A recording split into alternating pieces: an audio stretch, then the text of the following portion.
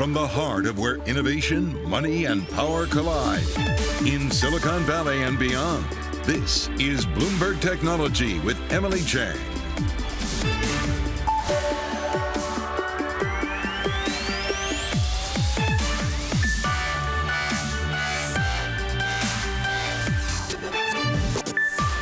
I'm Ed Ludlow in New York, in for Emily Chang. This is Bloomberg Technology. Coming up in the next hour, Mark Zuckerberg warns Meta employees that a restructuring is on the horizon. The company is implementing a hiring freeze and will shrink teams to, quote, shift energy to other areas. We'll share more of the transcript obtained by Bloomberg. Plus, Apple gets downgraded following Bloomberg's report about iPhone production. And now we're learning of a high-profile executive leaving the company after a crude TikTok of him went viral. And we've got to talk about the sell-off across financial markets. The S&P 500 drops to a 22-month low as the Fed hawks circle. Big tech takes a beating. I want to get straight to those markets with Bloomberg's Katie Greifeld. Hi, Katie. Hi, Ed. Well, it was a sell-the-rip kind of day. That rally we saw yesterday, forget about it, because you have the S&P 500 down by more than 2% and just a cascade of bad news. The NASDAQ 100 off by even more than that. Your big underperformer on the day was the Philadelphia Semiconductor Index, off by about 3.3%.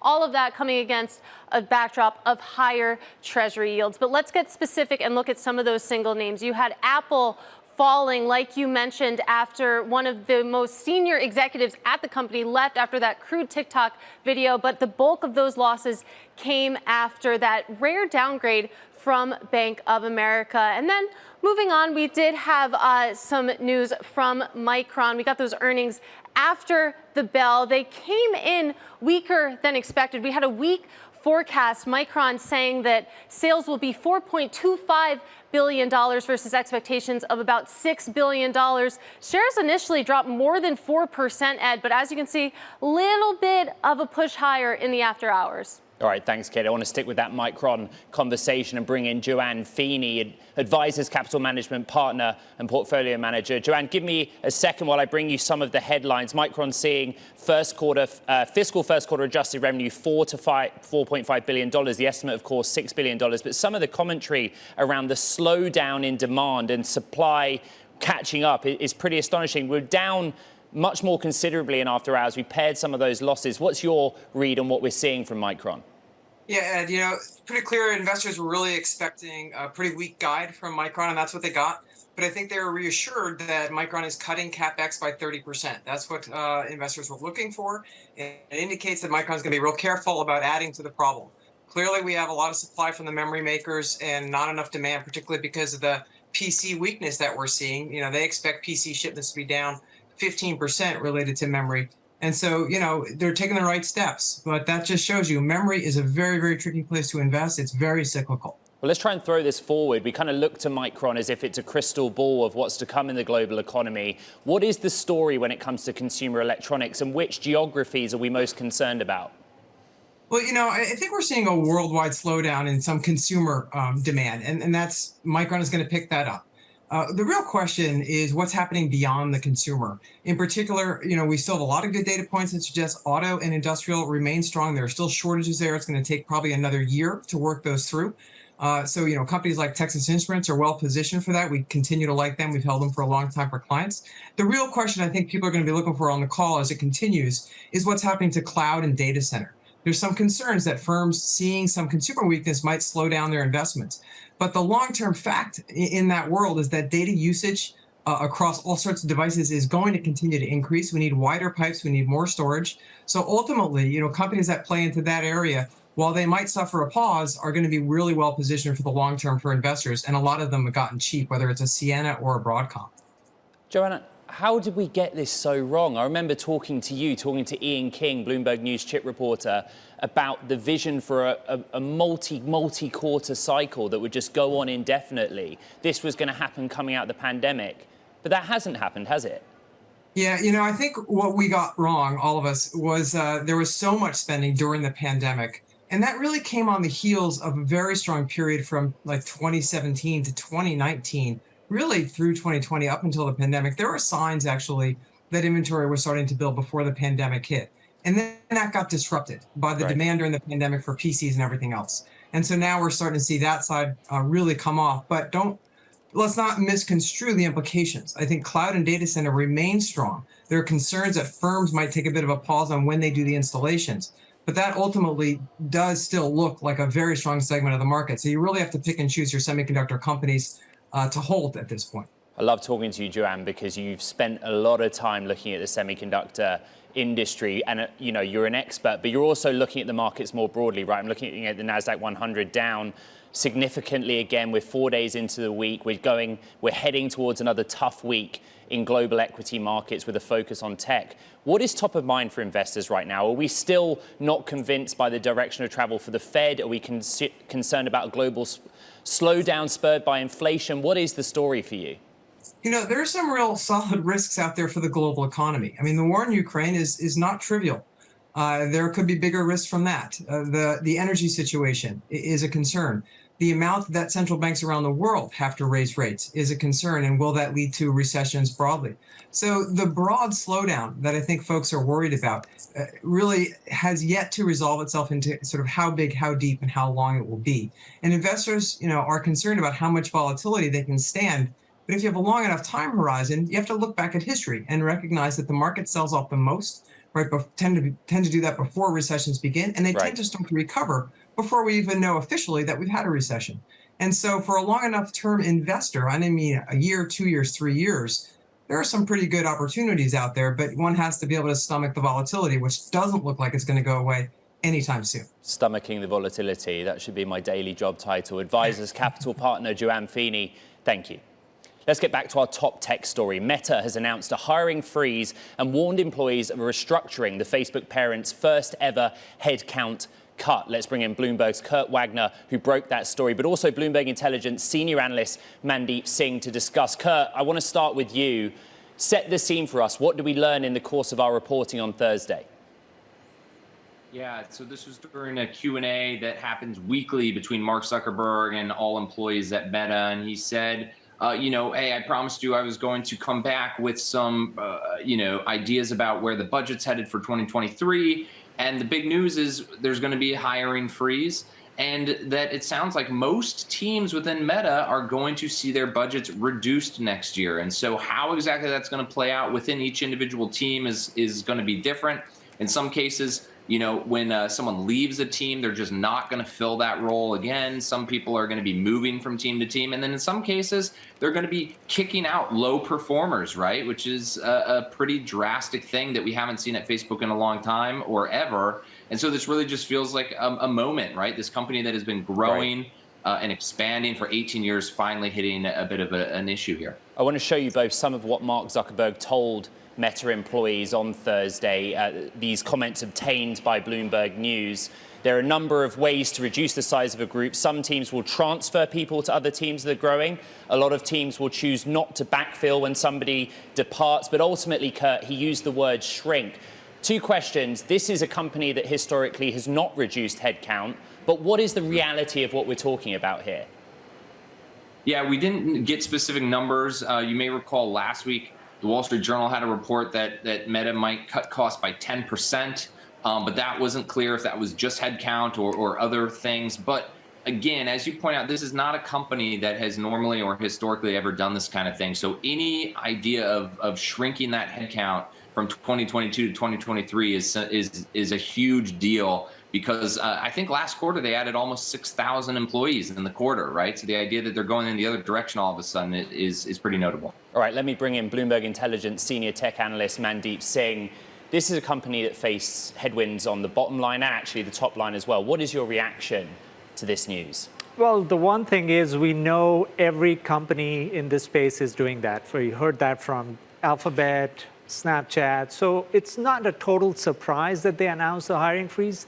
The problem for Meta is we don't have visibility into when that top line growth will resume, not only because advertising is going through a cyclical downturn, but also because of the challenges that are Meta specific, which is the pivot to videos, the Apple's IDFA changes. They have the largest exposure to direct response ads. And look, the Reality Labs losses, they are really hurting because Facebook's, Meta's free cash flow went from 30 billion to less than 10 billion this year. That's huge. If you're an investor, you're thinking, when will that 30 billion free cash flow return? And I don't think we have the visibility. So on your screen, I pulled up Meta Reality Labs. Actually, I think I'm right in saying last quarter, sales grew 48% to 450 million odd, but the loss was almost 3 billion. This is part of Meta's pivot to the metaverse. Is it just that it's becoming too painful a cost in the near term? Yeah, and as an investor, you have to ask, what are they spending 3 billion a quarter on? Yes, they're taking the losses, but remember, these are recurring. And, you know, is it going on product? Is it going on just adding employees, which it looks like? I mean, they clearly overhired over the last 2 years. But the recurring losses is what is mind-boggling here, and the scale of, you know, the losses. And when you compare it to an Alphabet or a Snapchat, which are also investing in metaverse or AR, VR, it doesn't show up in their R&D spend. So that's where I think Meta really has to show to investors what is it that they're spending all this money on. Kurt, what do we know about what Zuckerberg had to say for the reasons behind this? Why now? Why are they doing this? Well, he pointed to the macroeconomic environment, right? And this is something that we've seen a lot of these tech companies, but especially advertising-based tech companies, talk about over the last couple months and couple quarters, which is, you know, there's inflation, there's a war going on in Europe. You see all of these things kind of colliding, and oftentimes when there is a recession or any hint of a recession, the first budget that tends to go is the marketing budget, right? And so when you're making money from advertising, it can be very cyclical with, you know, that's why we see a spike at the holidays, right? Same kind of thing. When there are reductions in marketing spend because of other things going on, these companies usually feel it first. And so that's been a lot of the reasoning for why they're cutting back on these costs. Mandeep, there's also the other strategy, which is to go after video in a crowded field with TikTok and YouTube. And you and I have been discussing about how the ad side of that business is tough. Explain to me why. Well, not only you've got, you know, TikTok, there's also Netflix, which is trying to get into ads. And we know Amazon has been, you know, doing very well on the search side. So clearly this field is getting crowded. And Meta's problem is not only are they losing engagement, remember the time spent on Meta, Instagram, and Facebook properties is declining, even though their daily active user growth is holding up. But their time spent is declining. Right. So the impressions growth is going down and ad pricing is going down. So that's a double whammy. And that's why pivoting to videos is just the wrong time, because they are behind TikTok and all these other platforms. Right. And it's just going to take more time. They don't have the creator base that a TikTok has. So they have to bring the creators. Guess what? There has to be a revenue sharing model that's going to eat into the gross margin. So a lot of problems in terms of making that pivot now. They should have done that before pivoting to metaverse. The battle for eyeballs continues. Bloomberg's Kurt Wagner and, of course, Bloomberg Intelligence senior tech analyst Mandeep Singh. Thank you to you both. Coming up, an Apple executive is ousted after a viral TikTok. Details next. This is Bloomberg.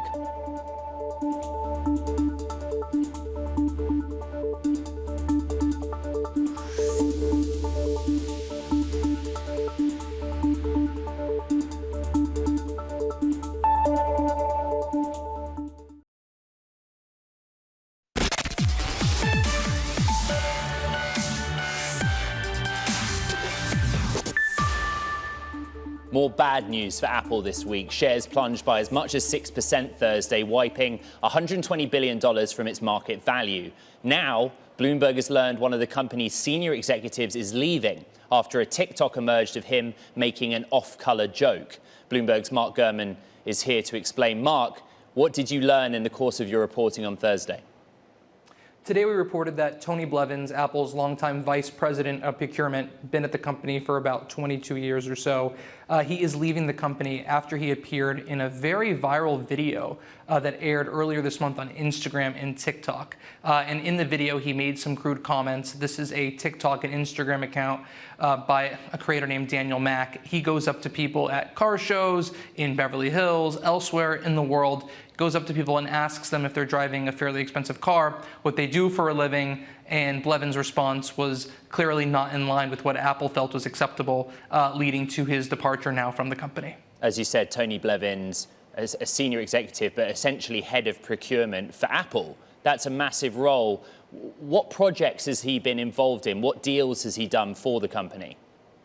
Yeah, absolutely. Blevins has been head of procurement for Apple, and what that means is he does all the supplier agreements and partner agreements for many of Apple's products, particularly the iPhone, the iPad, and some of their other mobile devices. So I'll give you an example of the Global Star deal that Apple did earlier this month, or announced earlier this month, as part of the new satellite emergency SOS feature for the iPhone 14 and 14 Pro. That was overseen by Blevins. Blevins did the complex negotiations related to Apple sourcing 5G Qualcomm modems for the latest iPhone units. He also did deals with Intel, Samsung Display, Imagination Technologies, any of the big suppliers that you've heard of. It was his responsibility to get those components ahead of the competition and at better prices than the competition, leading to Apple's strong margins. Some people in the company say he's even irreplaceable, given how important he was to Apple's bottom line and their product roadmap. Mark, what do we know about how Apple dealt with this issue internally, and what has Apple's response been to our reporting? So the video was first published on TikTok on September 5th and on Instagram on September 6th. After the video became public, which, by the way, it has well over 1 million views on TikTok and over 40,000 comments on Instagram, so I'd quantify it as fairly viral. People within the Apple operations and procurement organizations reported the video to Apple's Human Resources Department, which then enacted an investigation into the situation. We're told that this month, Jeff Williams, Apple's COO, Chief Operating Officer, made the decision that Blevins would be leaving the company. And today I spoke to Blevins. He issued a statement which is in our story. It's a form of an apology that you can read in the article itself. And I spoke to Apple as well, and Apple confirmed that Blevins would be leaving the iPhone maker. All right, those are the latest details on that report. Bloomberg's Mark Gurman, thank you very much. We'll be right back. This is Bloomberg Technology.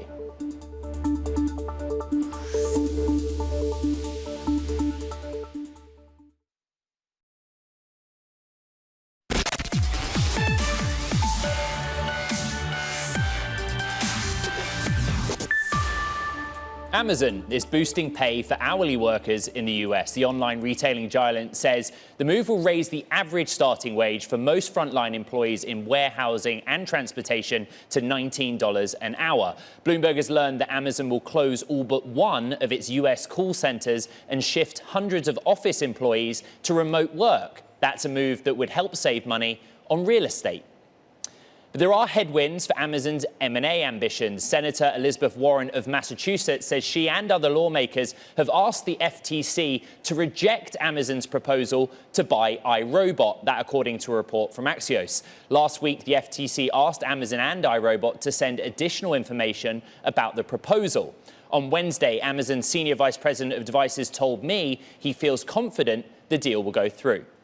And SoftBank Group has begun laying off employees at its loss-making Vision Fund. Sources say that SoftBank expects to cut at least 30% of its staff. The London-based Vision Fund unit had about 500 employees. It recently posted a $23 billion loss, with most of that coming from a plunge in valuations of portfolio companies. Now, Porsche is confident despite a lackluster IPO in Germany on Thursday. Porsche just eked out a gain during its trading debut, with the IPO valuing the company at around $73 billion. Its CFO told Bloomberg the company can meet its revenue target of as much as $40 billion for this year, despite the difficult macroeconomic situation. Here's some of that conversation. We have successfully mastered one of the biggest, largest IPOs in Europe ever. And yeah, therefore we are very proud. And yeah, I would like to say thank you to our entire team, whose work has ensured that we can stand here today. And I cast my mind's eye back to 2018, 4 years ago. Yeah. And you came out and said, maybe we should IPO Porsche with a market cap of around 80 billion euros. There was a bit of pushback internally, externally, when you came out with that. Do you feel vindicated? Yeah, absolutely. It was a tough fight over 4 years now, but we succeeded. Now we can stand here. We are very happy, and we see further potential for the future with our strong brand. How are you going to cooperate between the parent company, Volkswagen, and Porsche. You have a little bit more independence now, but we know historically there's been tension between the brands and the portfolio. How are you going to cooperate and make sure there are synergies that work for you at Porsche? Yeah, we have negotiated an industrial cooperation contract with VW, and there's clearly regulated that Porsche has 100% autonomy in future. The Porsche board will decide in future, completely independent from VW. And yeah, that's a great situation for us. We want to unlock Porsche's full potential, of course, but we have also the possibility in future to work together with the VW group brands where beneficial for Porsche. That's the case when it comes to sharing technologies like the Taycan used also for the Audi e-tron GT, pooling emissions, bundling purchasing volumes, or also using production capacities like the Cayenne in Bratislava. Okay, and talking about production, so you have the factories in Germany, you're producing in Germany, you're producing in Slovakia. Where do you build out the factories of the future for Porsche? Yeah, hopefully in Germany and in Slovakia. There's no other plan. That was Porsche CFO Lutz Meschke. And what's interesting, I mean, last year, the Taycan electric Porsche outsold the traditional 911. But what's also interesting out of the news on Thursday, Porsche promising you purists out there that the 911 will remain a gasoline vehicle. The 911 will still be running on gasoline for years to come. Interesting one. What do you make of that? Tweet me. Anyway, coming up, Apple's sell-off worsens after the Bloomberg report about iPhone production, and now a wave of analyst downgrades. Plus, later, Hahn Ventures' Tomika Tillerman, formerly of Andreessen Horowitz, shares a new poll on crypto in regards to this November's midterms. What's the thinking about where we go on policy? What's the thinking on where we go about regulation? We'll bring you that crypto conversation coming up next. This is Bloomberg.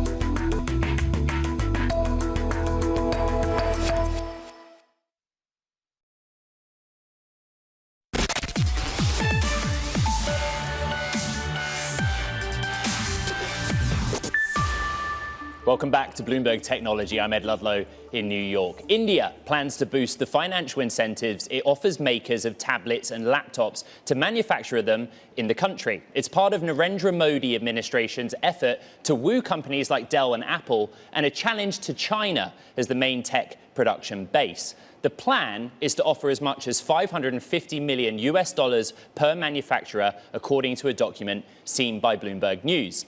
Apple recently started making the new iPhone 14 in India earlier than expected, following a smooth production rollout. And sticking with Apple, the iPhone maker's shares dropped again Thursday. Apple was hit by a rare downgrade, with Bank of America seeing the tech giant's dominance at risk. Here with the details, Bloomberg's Bailey Lipschutz. Bailey. Yeah, Ed, we saw Apple fall almost 5% after that downgrade from Bank of America, wiping out close to $120 billion in market value, really sounding the alarm over concerns surrounding a weaker consumer demand over the next year, as well as concerns really around the fact that the U.S. dollar is trading so strong. Apple is a company that generates more than half of its sales from overseas. That really hitting shares today. But there was a bank that came out kind of disagreeing with that downgrade. That was Rosenblatt, that company or that firm upgrading shares on Apple, or its rating on Apple, to buy from neutral, saying that they're seeing strength in demand from iPhone 14 purchases, primarily the iPhone 14 Pro and that Ultra watch. So really kind of seeing value over the near and immediate medium term. And then looking at it, though, from a broader standpoint, over the last week, we've seen Apple shares really falling under market pressure, that coming after that Bloomberg report that the company was pulling back on plans to potentially ramp up production of that iPhone 14, but Wall Street really has been disagreeing in the past few days about whether consumers are shifting towards buying iPhone 14 Pros and the Pro Max, more high-end models, as opposed to that low basic entry level at the iPhone 14. All right, our thanks to Bloomberg's Bailey Lipschultz. Apple was just one drag on equity markets Thursday as the Nasdaq 100 fell almost 3%. Global investors are bracing for central bank policy tightening and a slowdown across economies around the world. Private market investors are bracing too. For more on the state of tech and venture capital, let's bring in Andrea Lamari, general partner at Manhattan Venture Partners. And Andrea, let's just start with the big picture. What is going through your head right now? When you sit at your desk and you look at the world, what do you see? Well, Ed, I definitely see a change in excitement across the venture market. I think generally what us venture capitalists believe is that we're bracing for winter yet again. But this time around, it's really that the crystal ball going into Q1 and Q2 of next year is quite unclear for most of us. And some of us are just breathing a sigh of relief that many of our companies just have a war chest of cash sitting on their balance sheet for now. So I think we're all just bracing for winter. We aren't exceptionally excited about any of the IPO prospects, so we want to remain bullish. Ultimately, it's an assessment of where will companies go and how will they control spending money going into the rest of the year. I'm taking a look at some of your firm's portfolio companies, interesting names. You know, that's another perspective. When you speak to the founders and executives at these firms, you know, many of them sizable. What is your advice to them in this market? Well, many of the companies in our portfolio are very late stage in preparing for an IPO.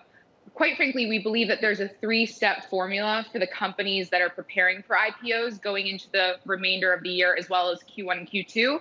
And those three things are, first and foremost, that they have to have a really compelling tailwind story that will project them really high going into being a public company. So, for example, Trip Actions is going to ride those very deliberate tailwinds and prepare for their confidential filing. And I think overall that tells a really compelling story that for number 2 on the list is show value creation to retail investors, that once they buy into an IPO, that there's only upward mobility from there. And then number 3 is that they actually can control spend and remove the obvious nature of being unprofitable and show that path to profitability, if not right before the IPO, but after. So those are really the 3 things that we're going into our late stage companies and directing them on. Andrea, you're a venture capitalist, and we're always thinking about the Fed, higher rates. How brave a decision is it to sit on the sidelines right now and not deploy capital? I think right now, overall, we all are kind of bracing to say we can wait just a bit longer. I think that there will be a lot of questions coming from the limited partner community that are investing in these venture funds going into Q1 of next year, if many of us do not deploy capital for the remainder of this year. But for now, I think we're all just really comfortable sitting tight and saying, hey, we're here to just support our portfolio companies so that they end the year really strong and focus less on where the Fed is going with the higher interest rate hike and say, listen, let's just control where the balance sheet is going, sit tight. Many of them still have hiring freezes that are in place, and stop spending money on crazy R&D projects to wrap up the year. Are we talking about this as being sort of a multi-quarter, not phenomenon, but process? I mean, do you think that we get to the end of this year, first quarter of next, and things change, or are you kind of battening down the hatches a bit longer term than that? I would say we're all battening down the hatches a bit longer than that. I don't see much of the dismay going into Q2 of next year, but at least Q1, because I think we're all going to have a really retrospective look on 2022 once we get into the first quarter. Overall, companies at least will be able to display that they controlled spend, they cut costs where they needed to, and showed that the growth can continue. But I don't know if I see that it's going to be any more than, quite frankly, neutral until we go to Q2, where companies say, okay, now that we have a handle on our balance sheet, we could really rev up where we had controlled all of our costs in 2022. So I'm much more bullish about a Q2 trajectory from here. There's a term that we've bandied around a little bit, the IPO winter. Is there an IPO winter, particularly for tech? I absolutely think so. I think we're all really excited. And of course, we obviously have a bit of a bias to say, okay, we might have prospects such as Instacart that will really be a shining star, maybe even a Trojan horse for some other companies that are comparable to go public at that time frame in Q4. But really, that IPO winter, it's going to be freezing, it's going to be chilly, and it's going to go until the second half of December. If we don't see any IPOs by November, late November, and then the first week of December, I really would say it's going to be quite a cold winter going into Q1. I kind of like your sort of refreshing honesty. You know, if you're being honest with yourself and we think back to, say, the beginning of 2020, 2018, 2019, were we just really overvaluing growth? We were overvaluing growth at all costs in lieu of profitability. I absolutely think so. I think companies said, we want to 100x our growth because that's what startups are fueled to do. However, now we're really seeing what the after effects, the aftershocks of that are going to be. And right now, companies are pricing, well below 10x forward revenues. And I think that that's a healthy place for us to be. And I think that that's going to take, another 2-3 quarters to recover from when it comes to valuation stabilization. And at this point in time, companies are just absolutely terrified of taking a valuation haircut. So they're agreeing to some pretty aggressive investor-friendly terms in new rounds of funding today. All right, Manhattan Venture Partners General Partner Andrea Lamari, what a pleasure to have you on. Come back. Thank you. All right, coming up, as voters head to the polls in November, how will the results impact blockchain policy? We'll share the results of a survey all about that next. This is Bloomberg.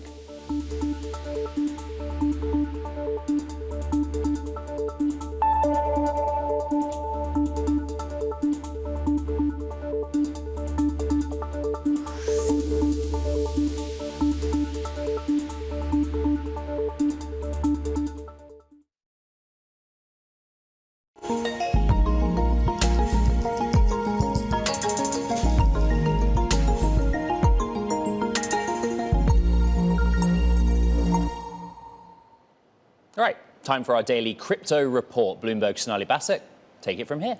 Thank you, Ed. We're going to talk today about the intersection of crypto, Web3, and politics, because there's a new poll out from Hound Ventures and Morning Consult. And for more on those findings is Hound Ventures Chief Policy Officer, Tamika Tillman. Thank you so much for joining us. I'm really curious here because you have about 800 people or so that you've surveyed through this with Morning Consult, but was there anything really surprising to you? We know more money has been going into crypto lobbying. We know that this is going to be seen as an issue for lawmakers. But what was different here that you didn't expect to see? Well, there were a couple of real standout issues going into these critical midterm elections. We recognize that the next Congress is very likely to write the rules that will define policy architecture for the next generation of the internet. And it's critical for those policymakers to know what Americans are thinking as they embark on that process. The first big takeaway for us is that the Web3 voter is now a very significant constituency. If you think historically, for example, about the role that organized labor has played in U.S. elections, and it's been a very consequential role, we now have 50% more voters in these key swing states that hold digital assets than hold an organized labor card, a union card. So this is a very substantial swath of the electorate we're talking about. The second big takeaway for us is that this is an issue that is pre-partisan or bipartisan.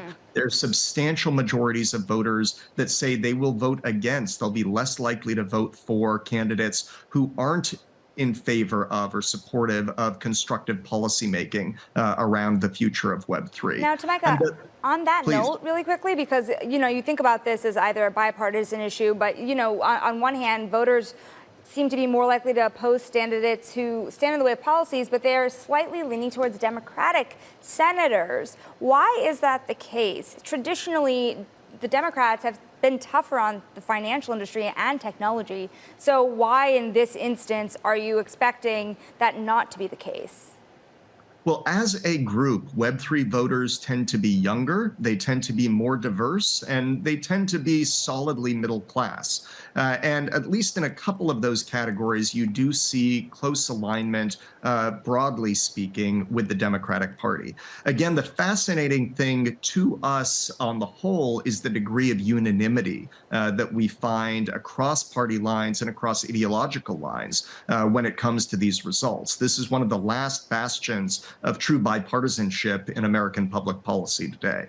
And the other critical thing which I would highlight is over 90% of the voters that we surveyed were in favor of the core principles that underlie Web3. So specifically there, we're talking about digital platforms that are community-owned, community-governed, and give individuals a greater say in how their data is used. That's a big deal. Yeah, and on that exact note here, are we talking about crypto more largely? Are we talking about tokens? Are we talking about Web3?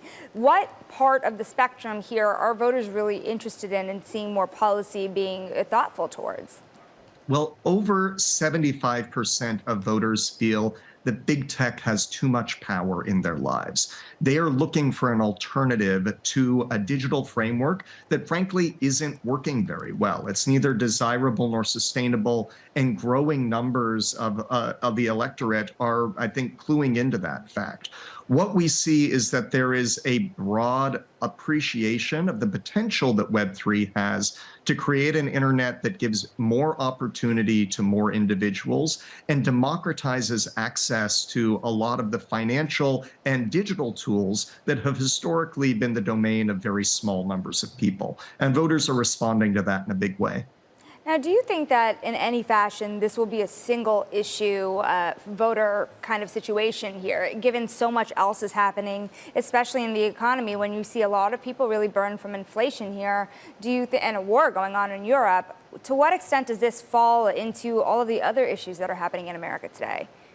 Well, we know that for a subset of these voters, these are very strongly held views, and they are passionate about the potential of this technology. And they're also passionate, frankly, about the need to build a better internet, the need to develop a new digital architecture that is going to meet their needs a lot better than what we have today. Beyond that, this is, I think, the early days of what has the potential to become a very large and very powerful constituency in American politics. And it is unlike anything we've seen before in that it is simultaneously an industry, but it's also a community. And that convergence is creating some big opportunities to think differently about how we define policy in this space. You know, this is the midterms right around the corner here, the second part of Biden's term. To what extent do you expect to see a serious movement on a lot of the crypto regulation that has been promised from lawmakers now for many, many months? Well, we already today are in a pretty remarkable position when you consider where we were just 2 years ago.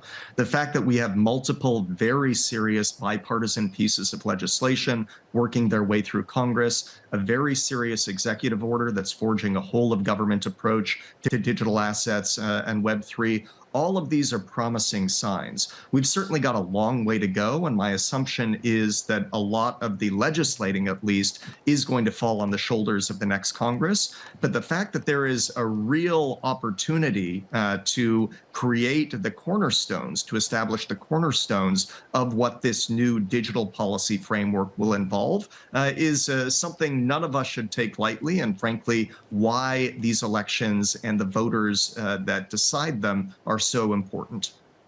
To Micah Tilleman, Hound Ventures Chief Policy Officer, thank you so much on the heels of your new survey out with Morning Consult. Ed, back to you. Shanali. Coming up, Illumina's CEO explains the next iteration of sequencing technology from the company's Genomic Forum. This is Bloomberg.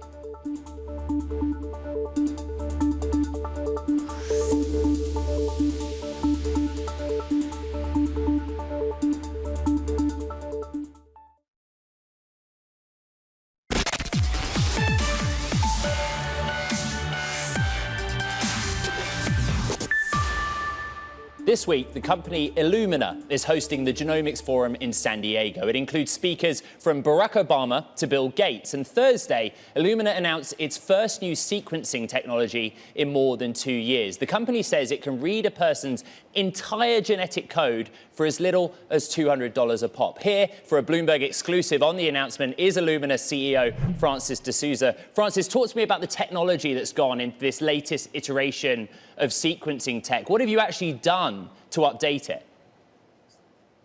This is a huge step forward in our technology platform. We really redid every part of the sequencer. So we've invented an entire new chemistry called XLEAP SBS. We invented a whole new optic system, including the glass we needed for the lens. This didn't exist anywhere in the world, so we had to invent new glass to use in the lens.